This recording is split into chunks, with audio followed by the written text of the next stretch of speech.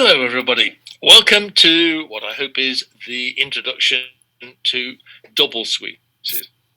And it's going to be bad news as well as good news because it will mean eventually that we have to change the 5 point plan.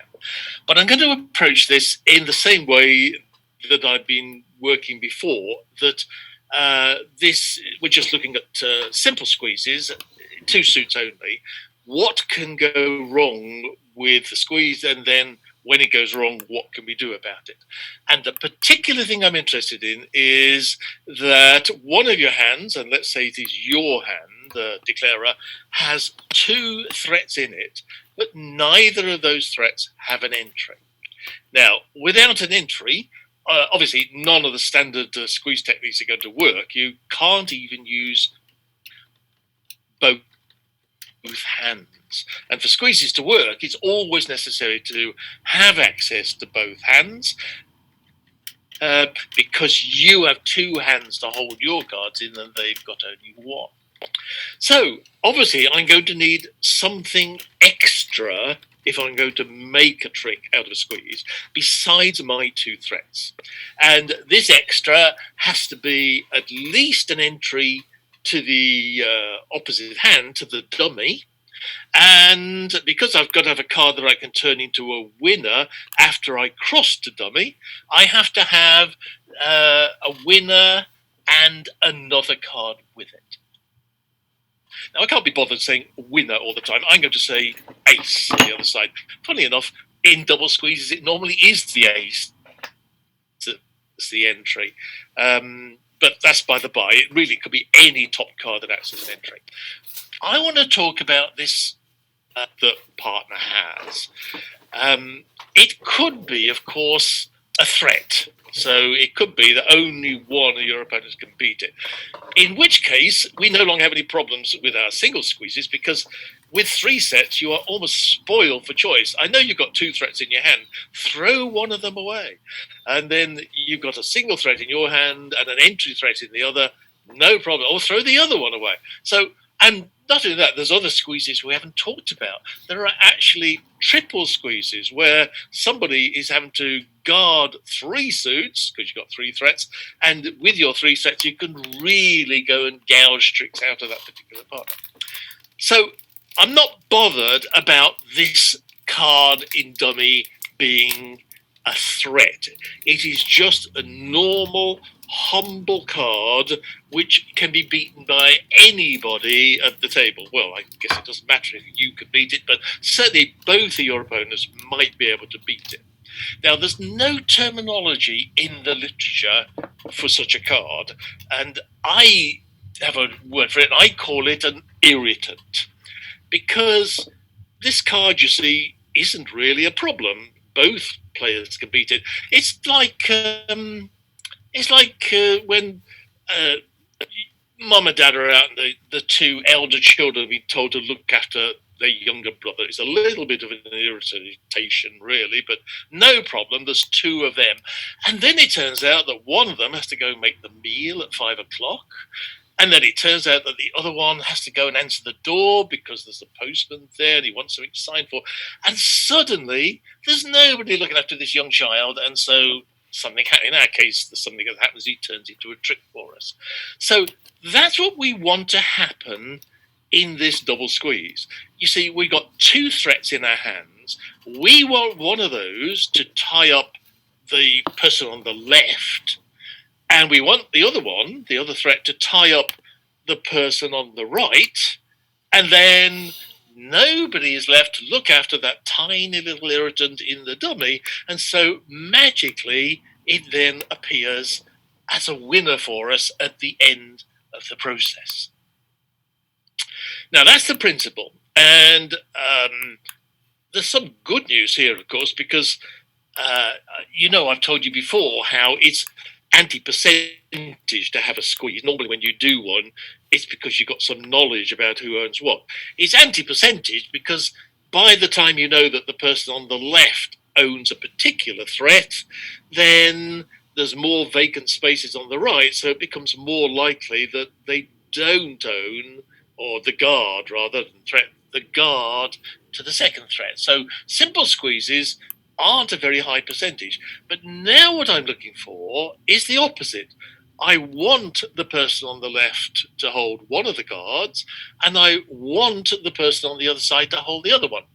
That actually is then it's actually more likely than a 50% chance. So there is some good news with everything that's going on, that we're actually discovering a squeeze that is quite likely. Well, as much as you think when you see a finesse, you think, oh, that's a good chance of a trick. This is even more likely to produce a trick for you. Okay, so is that all I need? Well, sadly, no. Not with two threats in my own hand, because if you work out the rest of my hand, I've got to have a communication card, so I'm going to be able to cross over to the entry. And I've got to have a squeeze card. I need to be in my own hand because one of my options has to be to cash one of my two threats. So all I've got is a 4-card ending, two threats, one crossover, one squeeze card, and two winners, the entry in dummy and the squeeze card in my hand. Well, simple squeezes are, this type of squeeze doesn't work if you don't have all the tricks except one. So we have to give ourselves, to make the squeeze work, another winner. And actually, there's only one way to do it that keeps this set up. We have to actually have two winning cards in dummy. So dummy not only has the ace and an irritant, it actually has ace, king, and an irritant for this squeeze to actually work.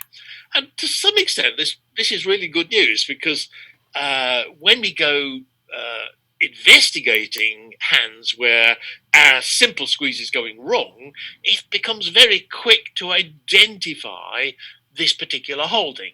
I have on the other side of the table ace, king, and another card, and that's, well, I say it's certainly a lot easier than looking for, I need exactly jack, nine, and the two of clubs, for instance, rather. So you get my drift.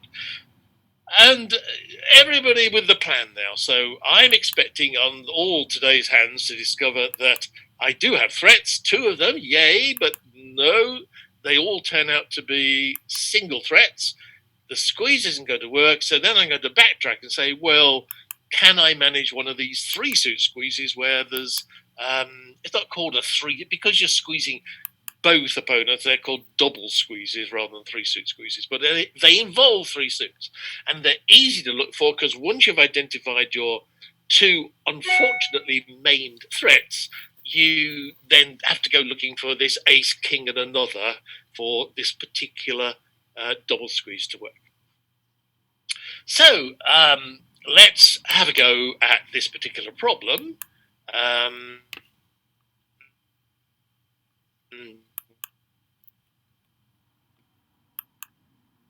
I have to go and reset the table. You should now be able to see the south hand, which is where you'd be starting if you're playing.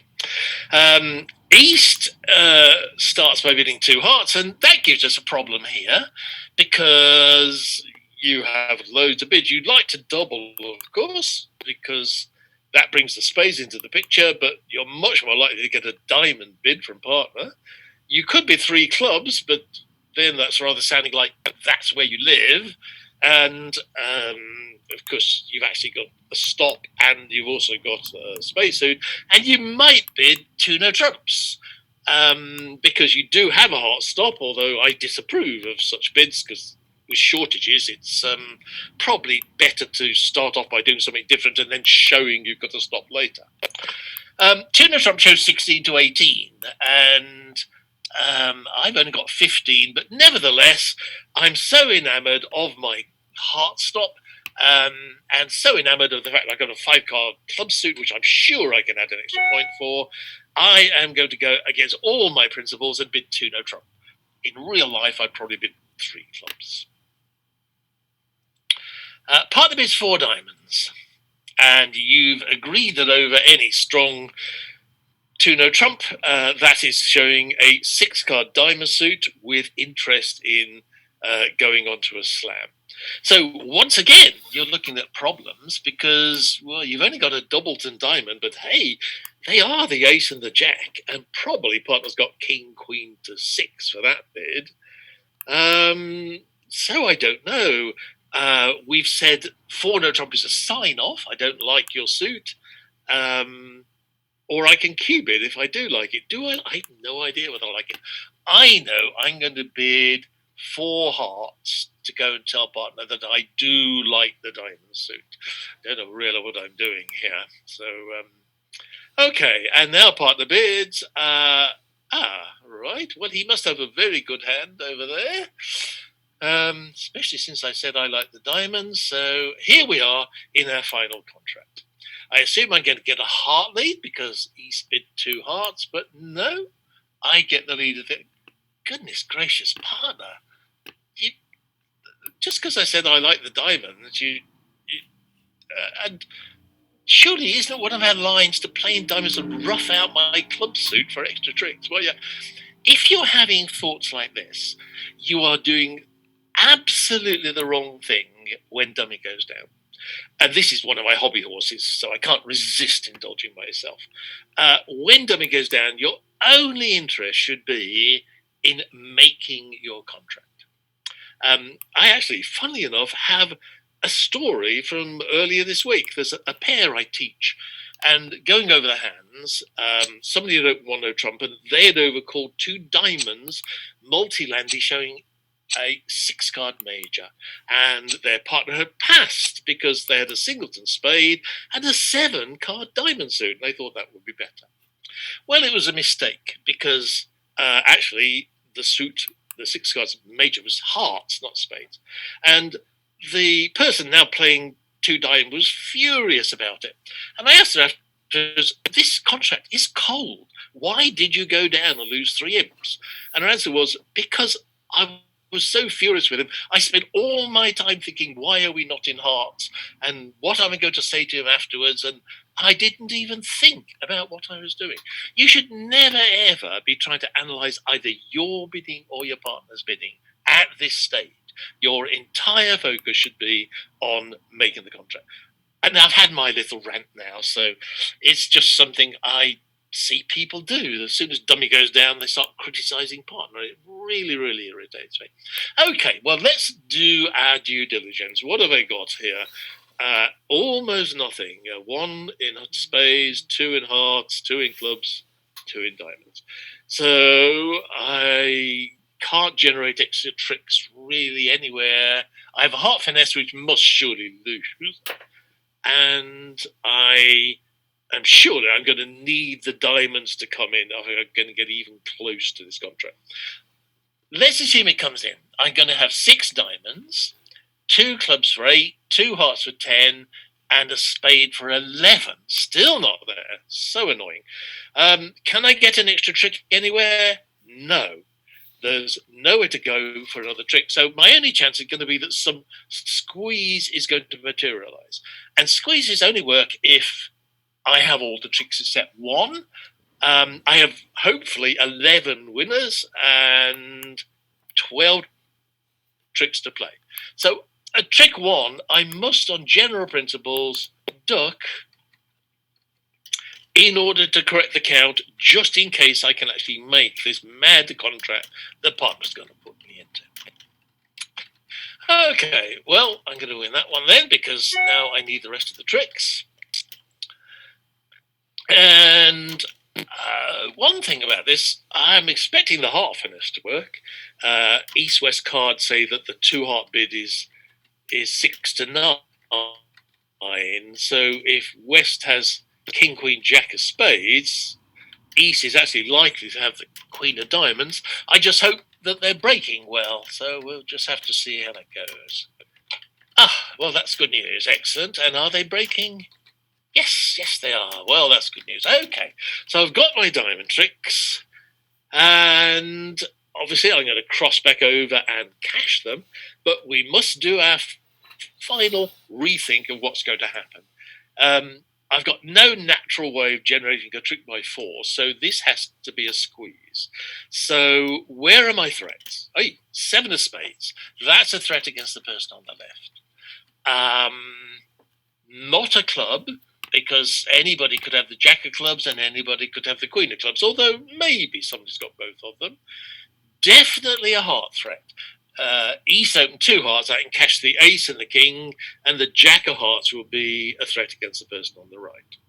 So the definite threats are the 7 of spades and the jack of hearts. And the spade will be a threat against the person on the left, and the heart will be a threat against the person on the right. Well, that's what I need for a double squeeze. If I have one, oh, look down there. On my hand, I've got ace, king, and another club. So that's just what I need for a double squeeze to operate.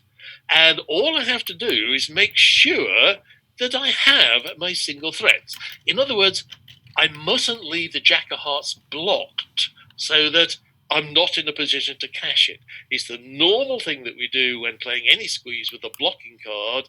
The first thing that we have to do is unblock the heart so that we can then cross over to dummy ready to run those diamonds with our 2 threats all ready to go and do pressure. Well, now the fun bit.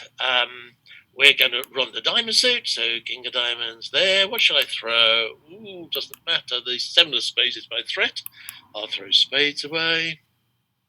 And another diamond, and another spade, and another diamond. Oh, this is fun. And another, oh, got to throw clubs now. And a club. And now this must be my squeeze card, my final winner, with 2 threats, the 7 of spades and the jack, and an entry to my double entry to my ace, king, and another in my hand. And of course, you're all dying to actually see the full hand by now, so I'll just click on the relevant thing that shows it to you all to show all hands. There we go. So here we are, both of them at the moment, looking after the club suit. The East has to go to the kitchen and make a meal, and West has to go to the door and deal with the postman.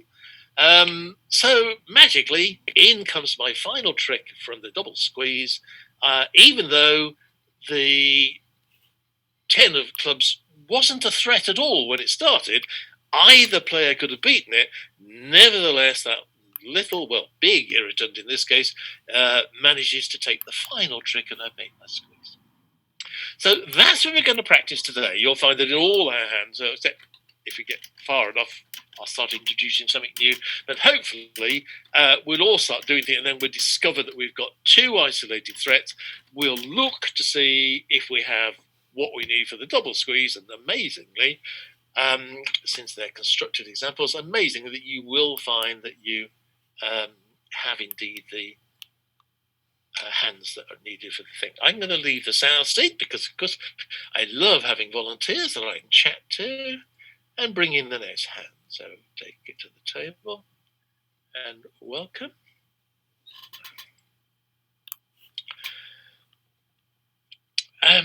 So I think it's Rash, isn't it?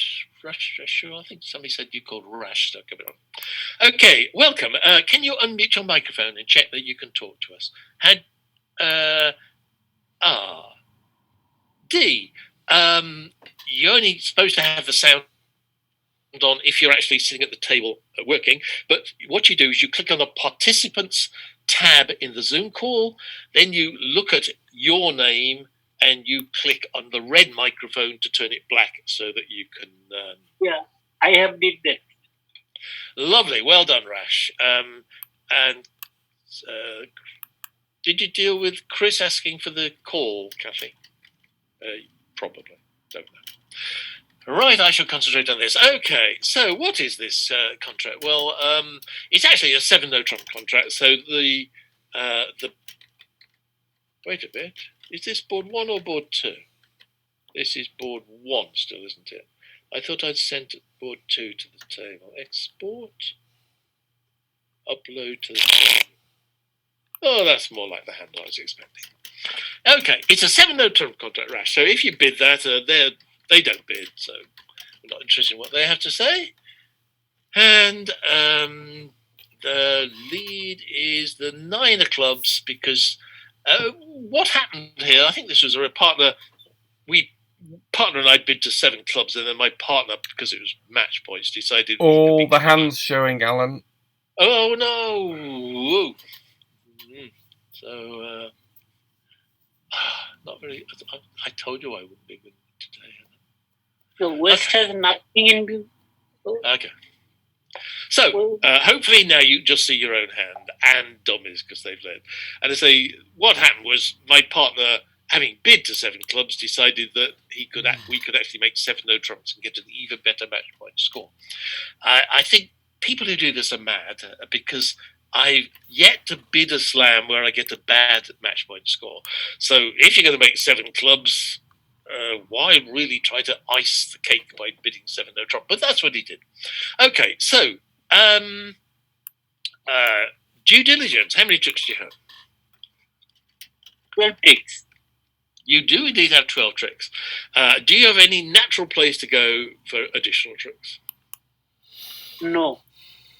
You're absolutely right. You might have done if only you'd stayed in 7 clubs, because you might be able to rough a spade good. But okay, well, as always, if there's no natural place where you can force a trick, your thoughts should be turning to, is it possible there's some sort of a squeeze? So the next thing is to look for threats. Do you see any threats here? Yeah. Jack of Heart, Jack of Diamond. Yes, indeed. After we played off the Ace King, both of those can only be beaten by one single player. So we've got 2 threats. What's the problem, though, with those threats for doing a simple squeeze? Can you ask again? What is the problem of setting up a simple squeeze using the Jack of Diamonds and the Jack of Hearts as threats? There's something that is going wrong with the simple squeeze process. What is it?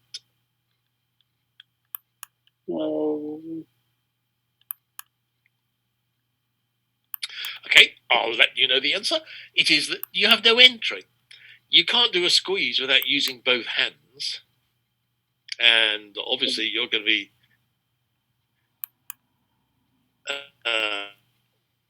sort of threats, but there's no way to put pressure so you can cross to the other hand. And as I have no entry in dummy, so I couldn't place. That's right. Establish simple squeeze, right? Right. So now the only chance you've got, if you can't do a simple squeeze, is that there's one of these double squeezes. And for a double squeeze, you not only need your 2 threats, you will also, in the same hand, you will also need a special holding in the 3rd suit. And that holding is what? Well, it might be squeeze in spade and any red suit, while West could be squeezed in spade and other red suit. Yeah, but he's squeezed in spade. You actually have to hold exactly, for this squeeze to work, the Ace, King, and another card, an irritant card, because you're going to be stuck in dummy with playing off that club suit. You won't be able to set up a simple squeeze because you've got no entry to use the 2 threats you've got directly. So you have to bring in a 3rd suit. And for this particular squeeze to work, you have to have a double entry on the other side of the table. But you have such a double entry.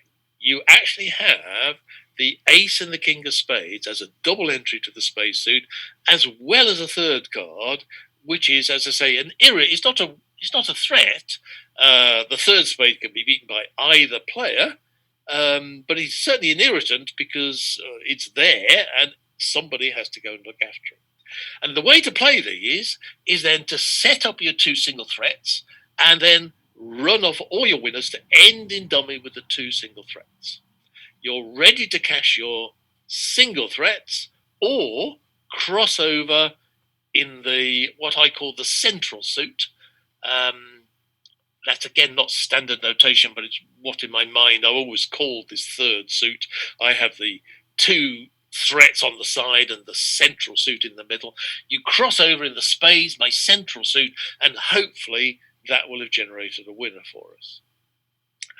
Why don't we proceed to the point where we've got our threats? Win the first trick and set up some threats for me.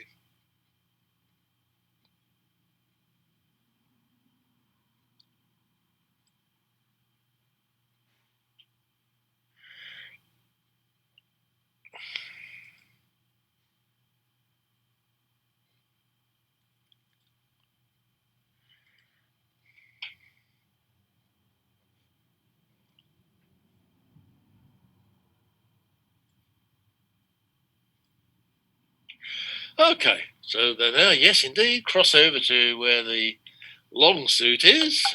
What shall I throw? Oh, the heart's useless. And most of these spades are useless.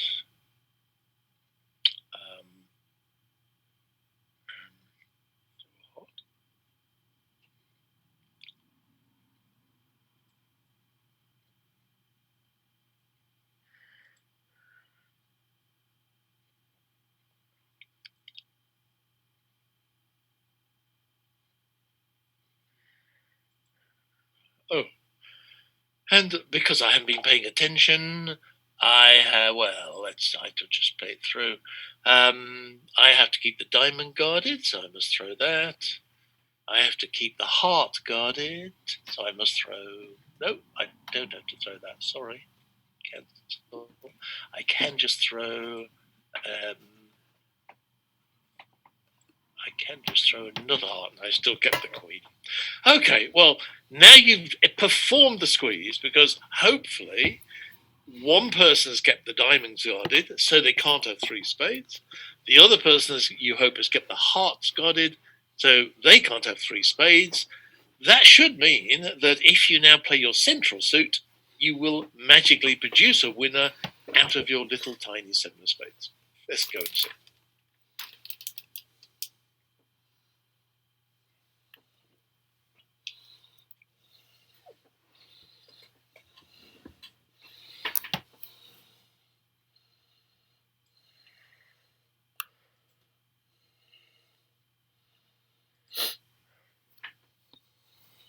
There we go.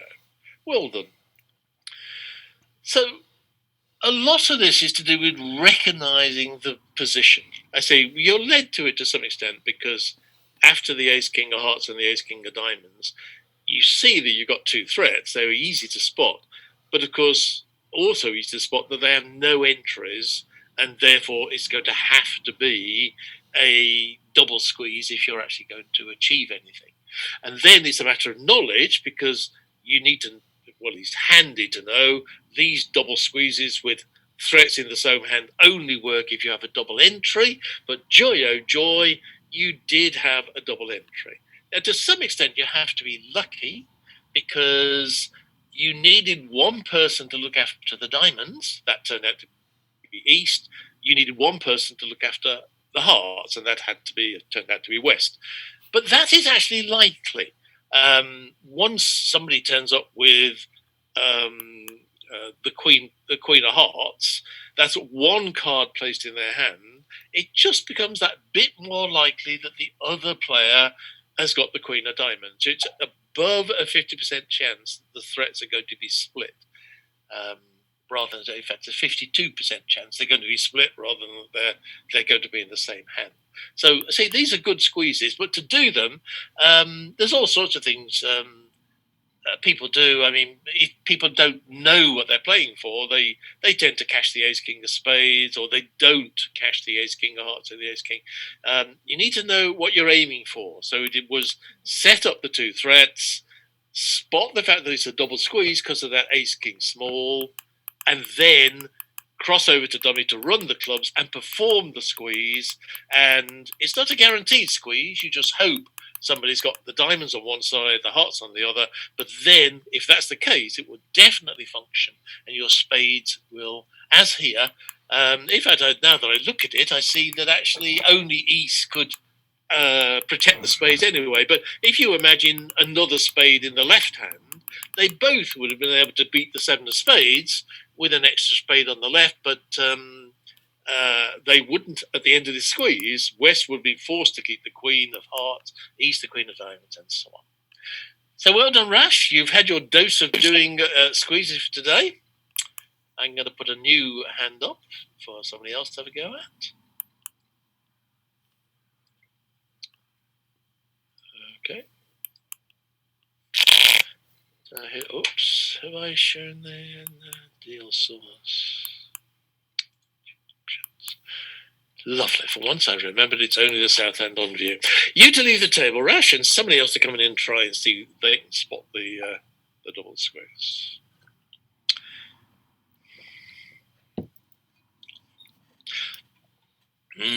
Okay. Thank you, Alan. And you're chatting, right? That's you on the V. That's you've unmuted your microphone. V, was that you? Oh, you're gone. Well, while somebody sits down, I'll answer the question. Does a spade lead to... Sorry, this is something I should have said earlier. This is a very delicate position, this particular double squeeze. And my experience is, I think I've only ever played them in slam hands. The point is that if it's a lower level, because you have to have this double entry, you see, this ace, king, and another card. So all the opposition have to do at any stage is play one card in that suit. They've taken away the ace or the king, and you no longer have the extended threat or suit that you need for this squeeze to work. And I think it's for that reason that you tend not to find it, although some of these are lower level contracts because I've constructed them. But as a rule, they tend to happen in slam contracts because, A, in slam contracts you do have the ace and the king, but also the opposition have fewer chances to kill the squeeze. The more opportunities they have to get in and do something, the more chances they have to do the right thing and play on the central suit and rep the squeeze for you. So you will find that these things are delicate, and that you'll probably tend to only be, I say personally, I can only ever remember actually playing this sort of squeeze in a slam contract. But this is a Jane, I take it? Yes, it is. Jane, yes. Good morning. Okay. Good morning. Or good afternoon here. Okay, this is a match point, so we're actually going to be looking for additional tricks, maybe, I don't know. All right, okay. This is a 1-no trump opener, which is 12 to 14. I've just counted them up to have a look. Okay, so you're playing against ACL players, and partner bids 2 hearts, which shows 5 hearts and 4 of a minor. Okay. And next person is 2 spades. And you have to decide whether you are prepared to come in on this hand, Jane.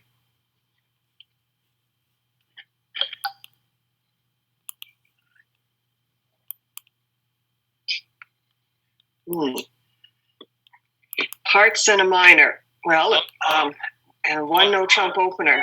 Boy. Yeah, weak no trump on the left, and 5. It'd be 5 hearts. With 6 hearts, he would have shown a 6-card heart suit, regardless of his minors. Well, you've got to make a decision, one way or the other. Well, pass then. I don't mind. Yeah, I don't. Yeah.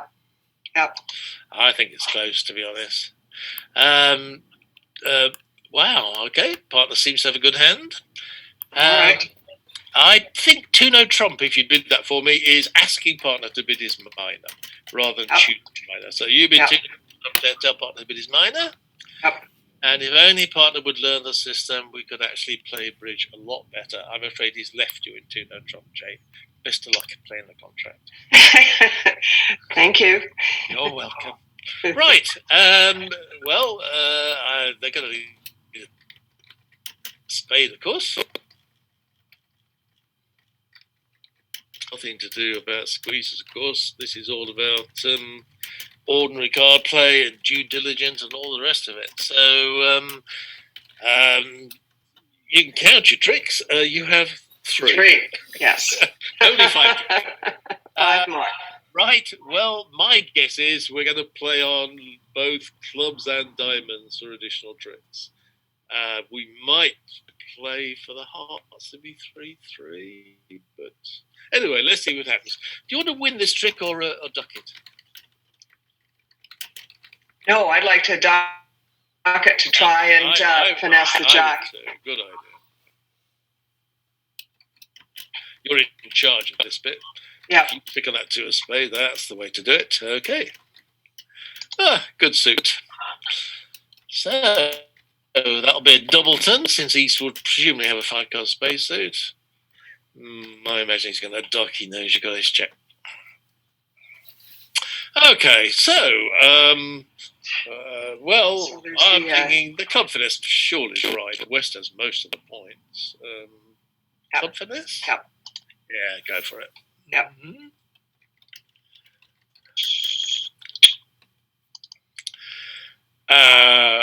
No, the club finesse isn't right. I'm really crucifying you here, aren't I? Diamond switch. Okay. That's interesting. He's not setting up his spade suit.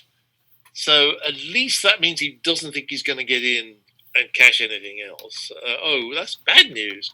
It means the ace and the queen of diamonds are probably wrong. Okay, well, never mind. What are you going to do on this 5 of diamonds? So the ace and queen are probably over at West. I'm not sure what you can do about it then. So I don't think you can play the 3. That'll create yet another loser for you. So yeah, just try to go up and try and get something out. Okay, Push him. He's got the queen. Yep. And and he has to exit. He decides to exit with the tricks you already have.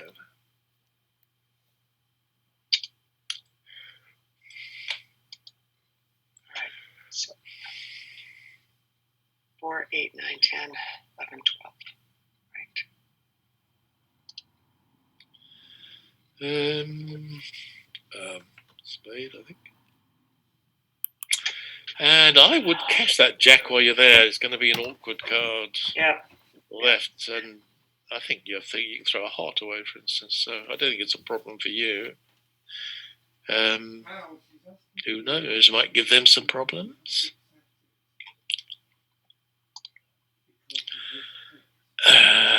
Okay.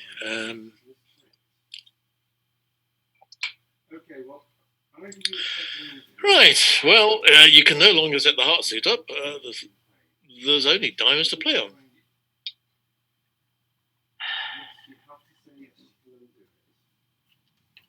And I would go back to the hearts. Okay. I don't think looking forward. Yeah. You got nowhere to get back there when you can obviously cash your winners, but you can do that anytime. I think. So it's a diamond. So it's a diamond. Yep. Indeed. He put out the queen, and he has the ace. Oh, he has the ace, yes. So 4, 5, 6, 7, 8, 9. 4 out. Who would have them? He has the ace. He'll have the I ace know. and the 9, yes. And 4, now, 4, 8, 10. Okay. Now, this is where a good player will fix you, because you're getting close to a squeeze. Can you tell me what threat you have for squeeze purposes?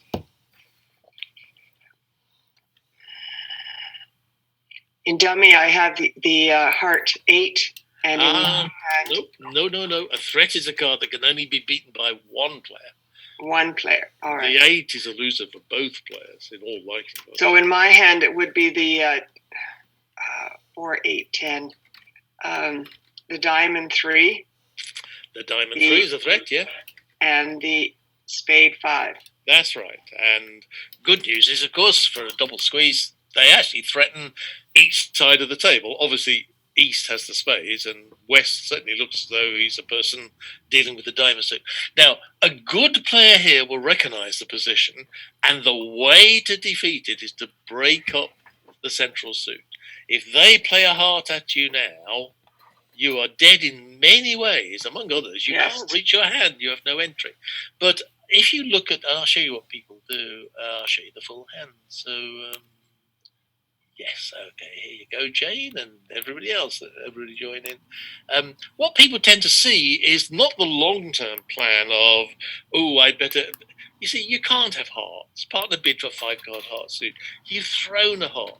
It's absolutely clear, really, that playing the Queen of Hearts, just in case your singleton's the Jack, is the right thing to do. But what they see is, oh, if I play the 9 of diamonds, I set up my 8 of diamonds as a winner. And that's the sort of thing that you get if you're playing against an average player. So, no problem at this point. And no problem for me. Oh, yes, I do. Already I'm being squeezed. I have to keep the spade guarded. I better unguard the hearts. No problem. Partner can look after the hearts.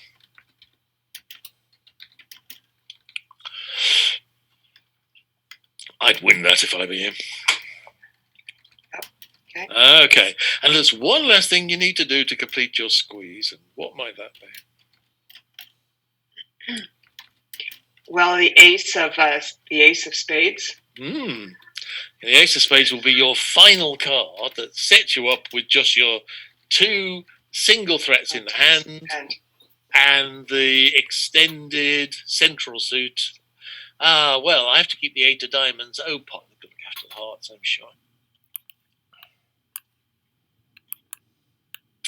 So, you've done it, or they've done it to themselves. So now you cross over, and they left you with this position, and you take advantage of them. You're a ruthless woman, Jane, if I may say. Wow. And suddenly, seeing the queen drop was pretty nice. Little 8 of hearts coming in, and so there you have it. And again, more because in a sense that kind of played itself, really, in the sense of you were just trying to make tricks out of your things. But what I wanted you to see as you reached that ending was the ace king small opposite.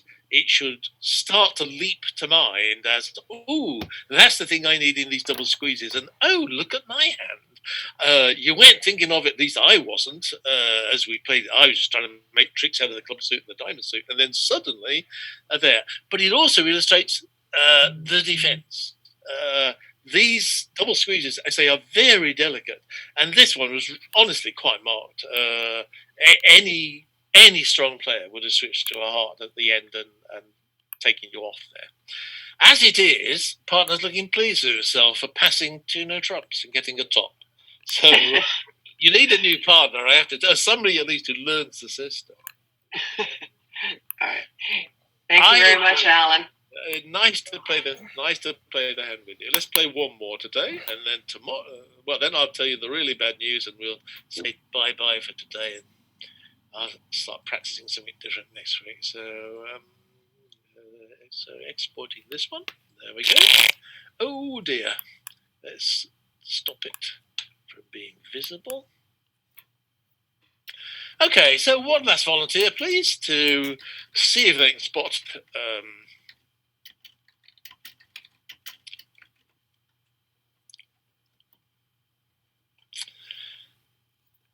Hi, Blue Bayou. Welcome. It's Jock, as I remember. Tell me I'm wrong. It's Jock. Excellent. And microphone, Jock.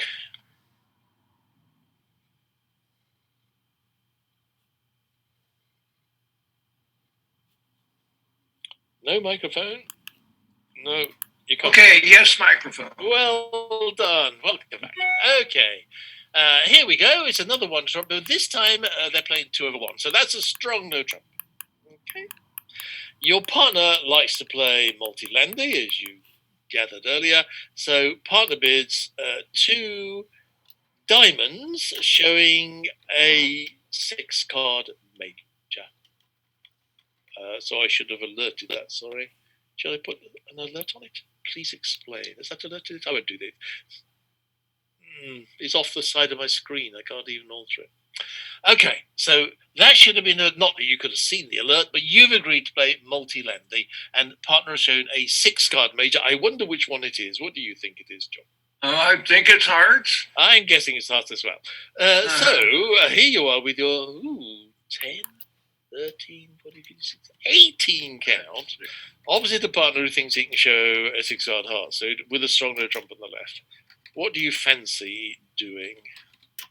I suppose that 2-no is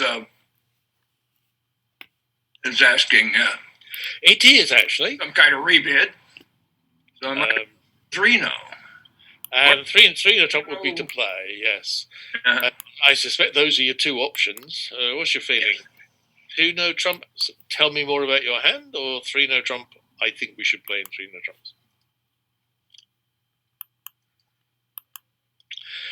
Okay, so you're playing 3 hearts is a sign-off in your suit, and you're playing 3 clubs is strong with hearts, and 3 diamonds is strong with spades.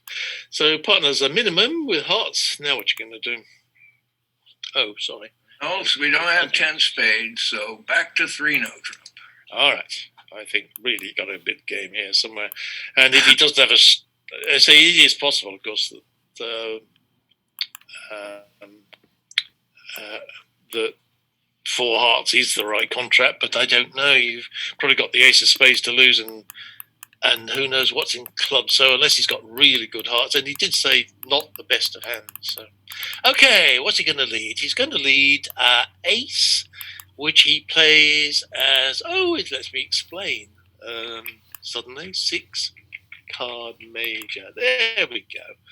I'll put the explanation in for the 2 diamond bid. You should have alerted your 2 no trump bid. I hope you did that, Jock. Oh dear. Gone. Okay. Oh dear. Have you played without doing? Did you count up your tricks and all the rest of it? I counted the points. We have 25, so that's your point. I'm at the tricks now. Where are we going to? How many tricks do we have? How many do we need? And where are we going to get them? That's the first thing.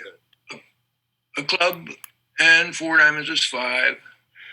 2 spades is 7. And 2 hearts is 9. Excellent. Okay. They cooperate. Quiet. All right. What's up? I can hear you 2 rooms away. Oh. Entertaining. Right. Well, tell you what, I'll let you type your answers if you want to, Jock. Okay. Okay, well, I think that's an encouraging card, so I'm going to continue with my... Yes, I knew it was encouraging, but I probably got the queen and the jack over there. No, he doesn't have the queen and the jack. He must have the 9 and the 8. Well, there's your club trick, Jock. Now what?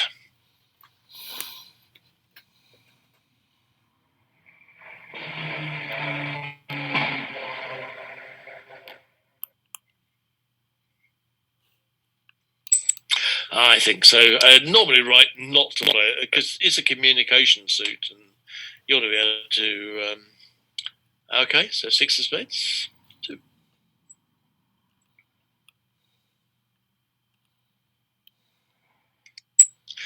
Okay, now this is another common error that people make. Really, he should wait another round because he's got the ace 10 of spades over you. But what he sees is if he wins the ace, he can create a winner for himself by playing the 10 of spades. And not best, would have been much better. General principles say you you keep a major tennis if you can. So he really should have just docked the second round of Swedish. But never mind. He's played like that. Can you spot anything here now, Jack? Of course, you'll have to whisper it, but perhaps I should start suggesting things rather than irritate your household. Can you spot a threat anywhere in your hand?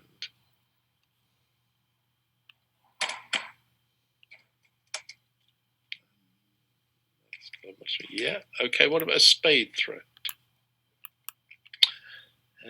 Right. Okay. So they're delightfully. The nine of clubs, of course, must be with East, or West would have cashed it. So delightfully, it must be East who's looking after clubs and West who's looking after spades, which is ideal for the type of squeeze we're actually discussing. But for the squeeze to work, you have to have a double entry in the central suit, in the one that you're going to, the one that's got two winners and an irritant. Do you must know what the central suit is, because diamonds are pure winners, black suits are your threats, so it's got to be hearts, which is the central. Can you see you've definitely got two winners in that suit? Right, yes or no? Exactly, yeah. West showed a strong no trump, so there's no way whatsoever that West doesn't have the king of hearts. So although it's not as clear cut as owning an ace and the king, an ace and a queen is just as effective as a double winner and an irritant to provide a central suit. So this is wonderful news, because you're playing match points, and you, I think, have already got your 9 tricks, but you're about to make 10. So off you go, completing the squeeze for me by playing off your squeeze card.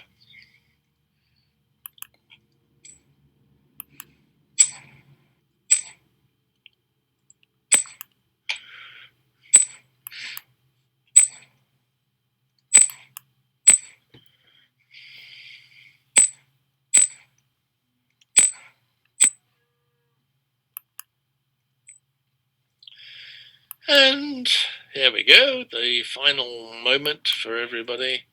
So why don't we all join in?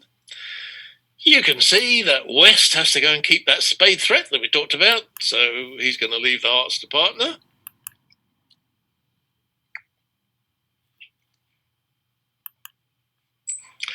And East knows he's got to go and keep the club threat, so I hope partner's kept the hearts guarded. You are going to take the proven heart finesse, because you know where the king is. And so magically, you're getting that over trick that gives you 100% of the match points, instead of just the 60% that other people are getting by claiming 10 tricks without trying for them. Okay, well, I'd hope to do a little, but I will say a little more before we leave for the day. What I've been trying to get you to do to recognise this squeeze position of having 2 threats in one hand and basically ace, king, and another in the hand opposite. It's a very powerful squeeze position because it's above 50%. The thing is, it isn't always forced upon you. It isn't that you only ever play this squeeze when you have two single threats. Very often, when these squeezes arises, they weren't single threats. One or both of them had entries. So as a result of having entries, you had alternatives. Whenever you got entries, you might decide to play for an ordinary squeeze or whatever. It becomes a choice of whether you play for the squeeze. You might squeeze, or because now we're recognizing this new type of squeeze, you might decide to go for the double squeeze. So we're reaching the stage whereby we're going to have to expand on our 5-point plan, because when we start, we look for the key cards, which is the threats. Then we say, where are the entries? Where must the squeeze card be? And then we press on to, do we have the count? How do we play the sequence of cards, the plan, and so on. Now we've got to say, where are the key cards? What are the key cards? Where are the threats? And is there a central suit? Is there a possibility of playing a 3-suit squeeze as well as looking for the others? So while these have been forced upon us, we had no option. These were all single threats with no entries. There was only the double squeeze to play. When we move on next week, we're going to find actually that while similar positions are arising, it's going to be a matter of choice for us. We'll be looking beyond the simple squeeze and the simple 5-point plan and adding effectively another stage about, where are the threats, and is there a central suit that I could use to my advantage as well? All of that is for next week. Love uses B to denote what I call the central suit. B is busy in Love's book, and he regards B as the sort of busy suit for the thing. I've never greatly loved Love's classification. You must know by now that I've been following my own path rather than following Blue. Blue is Love's acronym for dealing with squeezes. And I say, although it's fine in its own way, I don't think it goes anywhere near deep enough to tell people how you should look for a squeeze, which I hope I've done by telling you about the 5-point process. But I say, now that we're moving on to more difficult squeezes, we're going to enlarge the 5-point plan. So, okay, for next week, more examples, more fun as we start to say, hey, we could do this or we could do that. Which one is the best squeeze to actually perform? And Adam, I'm done. Thank you very much indeed.